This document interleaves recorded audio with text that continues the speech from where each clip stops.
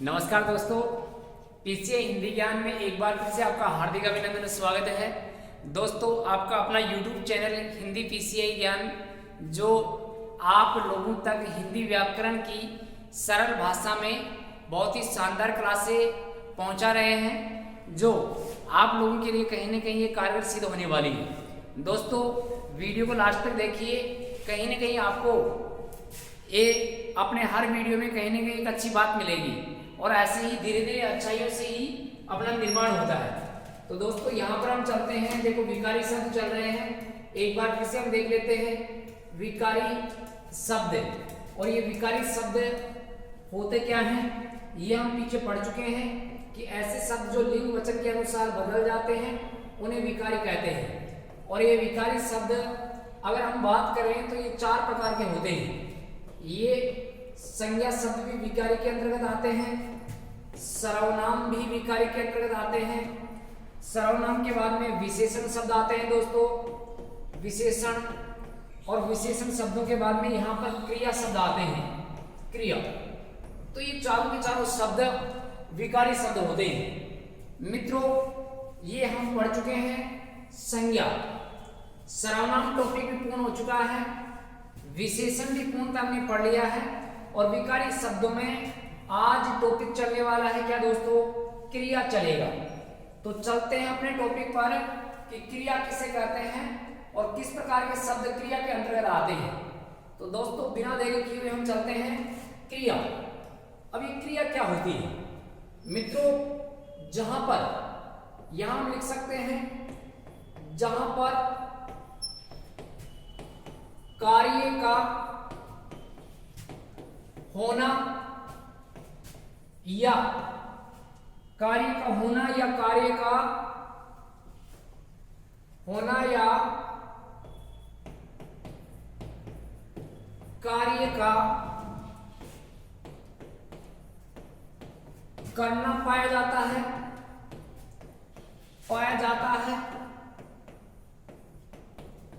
उसी शब्द को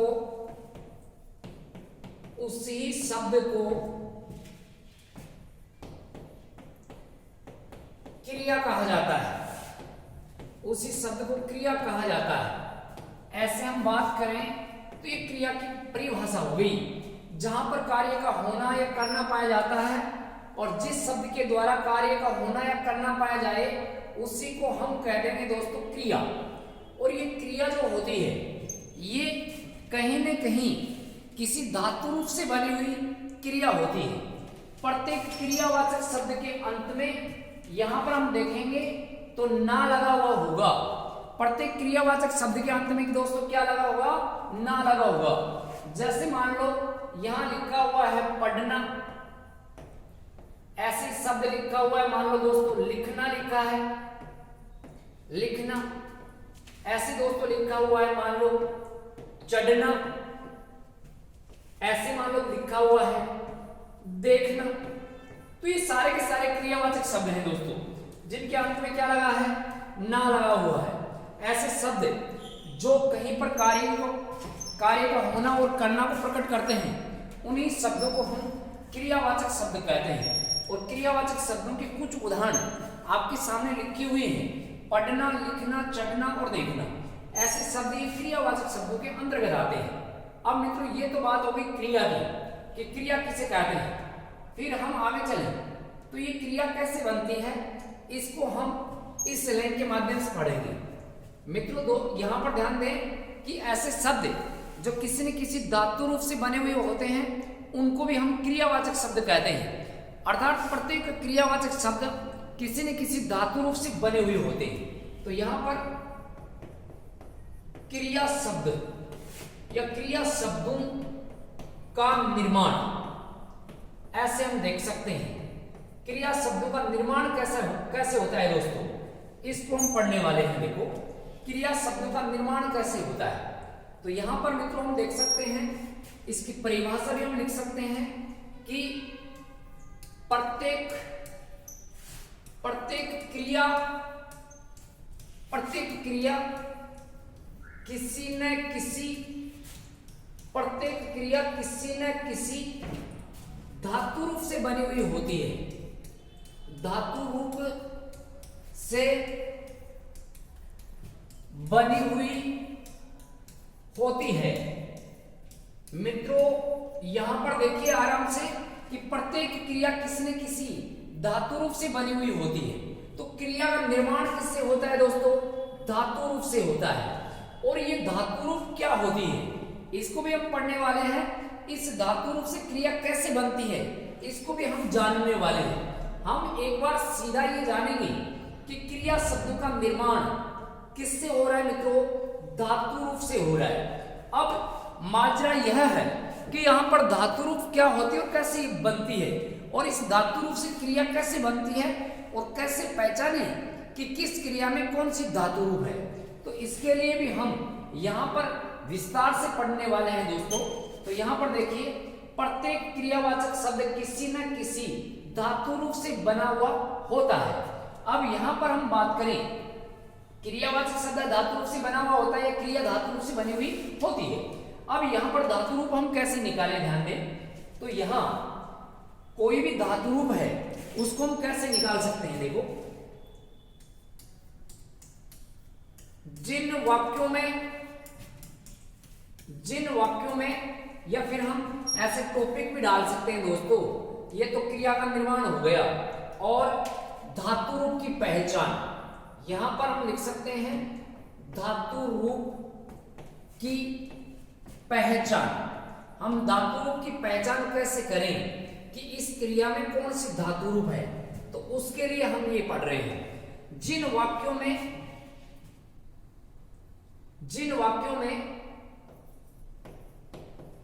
कर्ता के स्थान पर तू शब्द लगाकर कर्ता के स्थान पर तू शब्द लगाकर, बहुत ध्यान से समझिए, आराम से समझिए, समझ में आने वाला आप लोगों को। देखिए यहां पर जिन वाक्यों में कर्ता के स्थान पर, किस स्थान पर दोस्तों? कर्ता के स्थान पर क्या लगाएंगे? तू शब्द लगाकर वाक्य को आज्ञार्थक, वाक्य को कैसे बनाएंगे दोस्तों? आज्ञार्थक बनाने से क्रिया के स्थान पर जो शब्द प्राप्त होगा वही क्रिया का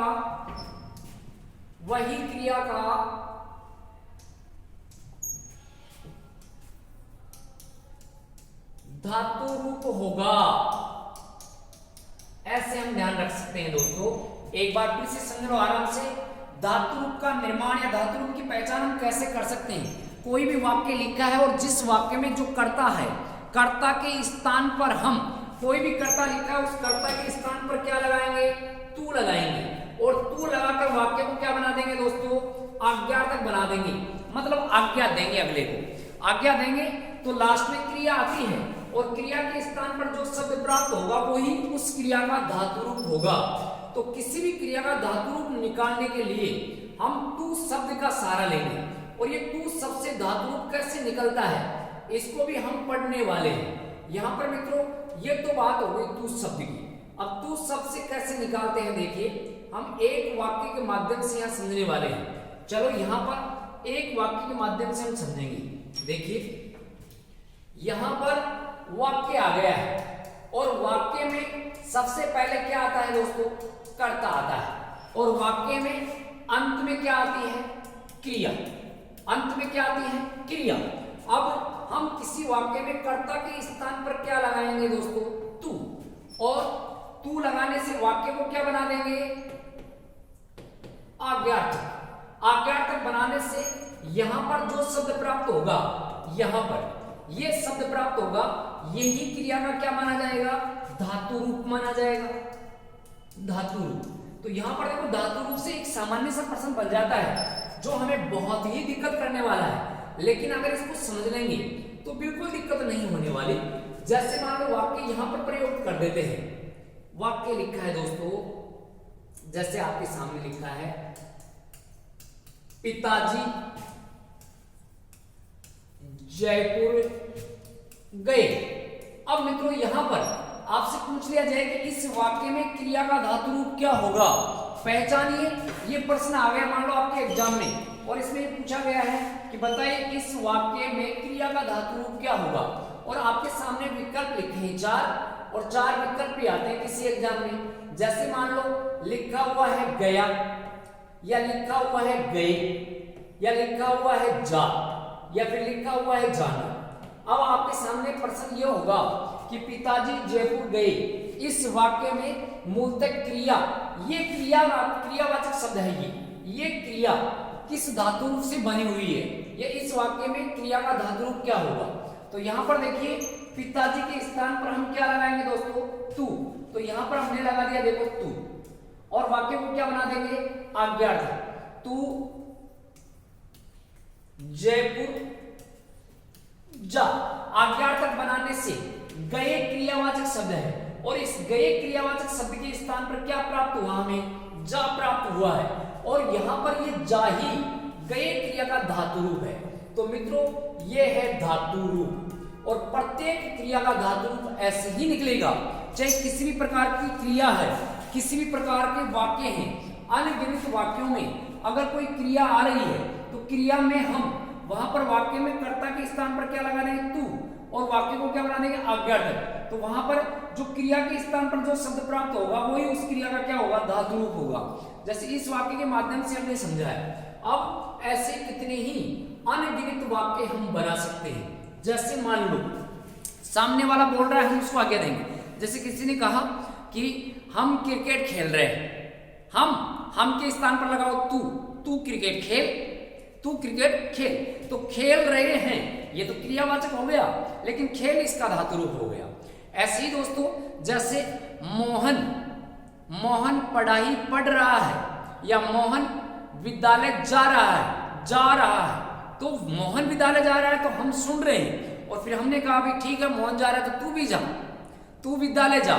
तो वहां पर तू विद्यालय जा एक धातु रूप हो गया। जैसे किसी ने कहा कि वे फिल्म देख रहे हैं, तो हमने कहा भाई तू भी देख, तो वे फिल्म देख रहे हैं, तो हम कहेंगे कि वे के स्थान पर तू फिल्म देख, तो वाक्य को आज्ञार्थक बना देंगे, तो वहां पर लास्ट में धातु रूप प्राप्त हो जाएगा।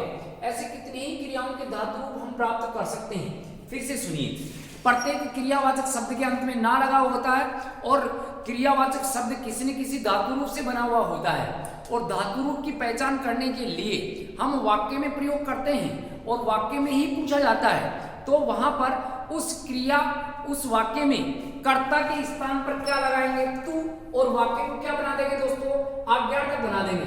आज्ञार्थक बनाने से क्रिया के स्थान पर जो शब्दांश हमें प्राप्त होगा वही शब्दांश क्या हो जाएगा, क्रिया का धातु रूप हो जाएगा। जैसे मान लो यहां पर लिखा हुआ है, एक वाक्य लिखा हुआ है, वे आम और केले खरीद रहे हैं, ऐसे वाक्य लिखा है, वे आम और केले खरीद रहे हैं। ऐसे मान लो आपके सामने वाक्य लिखा है दोस्तों। अब किसी ने वाक्य बोला कि वे आम और केले खरीद रहे हैं, बहुत अच्छी बात है, खरीद रहे हैं। तो अब हम क्या करेंगे, हम कहेंगे भाई तू भी खरीद, तो यहां पर वे के स्थान पर क्या लगाएंगे, तू, और वाक्य को क्या बना देंगे, आज्ञार्थक। तो यहां पर हम लिखेंगे तू आम और केले खरीद। तो यहां पर दोस्तों ये खरीद रहे हैं, ये तो पूरा क्रियावाचक शब्द हो गया, लेकिन इस क्रिया का धातु रूप क्या हो जाएगा, खरीद। ये खरीद इस क्रिया का धातु रूप है जो हमें तू लगाने से प्राप्त हुआ है। ऐसे ही कितने ही अनगिनत वाक्यों में हम क्रिया का धातु रूप निकाल सकते हैं, और ऐसे परीक्षा में ये प्रश्न पूछे जाते हैं कि बताइए यहाँ पर निम्नलिखित में से इस वाक्य में क्रिया का मूलतः धातु रूप क्या होगा। तो वहां पर ऐसे हम क्रिया का धातु रूप निकाल सकते हैं। और मित्रों एक लाइन और आपको ध्यान रखनी है कि जिन वाक्यों के अंत में कोई क्रिया नहीं है, वाक्य के अंत में है आ गया है, हूं आ गया है, था लिखा है, थी शब्द लिखा है, थे लिखा है। तो इस प्रकार के वाक्यों में कि जिन वाक्यों में कोई क्रिया नहीं है, अंत में है, हूं, था, थी, थे ऐसे शब्दांश आते हैं, तो वहां पर सदैव ऐसे वाक्यों में होना क्रिया, कौन सी क्रिया दोस्तों? होना क्रिया। और होना क्रिया हो धातु से बनती है। किससे बनती है? हो धातु से बनती है। इसको हम वैसे ध्यान रखेंगे, हो धातु। ये कुछ ऐसे हैं जिनका धातु रूप हमें ऐसे याद रखना होगा कि जिन वाक्यों के अंत में कोई क्रिया नहीं है, हूं, था, थी, थे ऐसे शब्दांश आते हैं, तो वहां पर ऐसी सभी क्रियाओं में यहां सभी ऐसे शब्दांशों में क्रिया कौन सी मानेंगे? होना। और होना क्रिया सदैव किससे बनी होती है? हो धातु रूप से बनी होती है। जैसे मान लो लिखा हुआ है वह अध्यापक है। अब यहां पर दोस्तों देखो कोई क्रिया नहीं लिखी है, या सीधा है आ गया है। तो यहां पर दोस्तों हम है में होना तो मानेंगे क्रिया, और है में धातु रूप क्या मानेंगे? हो मानेंगे। तो ऐसे कितने वाक्य हो सकते हैं, वहां पर सभी में ऐसी क्रिया और धातु रूप मानेंगे। जैसे मान लो लिखा हुआ है यहां पर कोई भी शब्द आ सकता है, वह मेरा मित्र था। अब यहां पर देखो कोई क्रिया नहीं है, यहां पर ये लिखा है सर्वनाम, ये लिखा है सर्वनाम, ये लिखा है जातिवाचक संज्ञा, और ये आ गया था। और था जहां आएगा वहां पर क्रिया कौन सी होगी? होना। और होना क्रिया सदैव किस धातु से बनती है? हो धातु से बनती है। और बाकी सभी धातु रूप तू लगाकर निकालेंगे तो सारे के सारे उनसे निकल जाएंगे। 99% तो तू लगाने से निकलेंगे। और जिसके अंत में अगर क्रिया नहीं है, ऐसे शब्दांश हैं, तो वहां पर सदैव होना क्रिया और हो धातु मानेंगे। ऐसे हम इनको समझ सकते हैं। तो दोस्तों आज हमने केवल क्रिया का प्रारूप जाना है। अब मित्रों यहां पर हम आगे चले तो क्रिया के मूलतः होते हैं वेद कितने?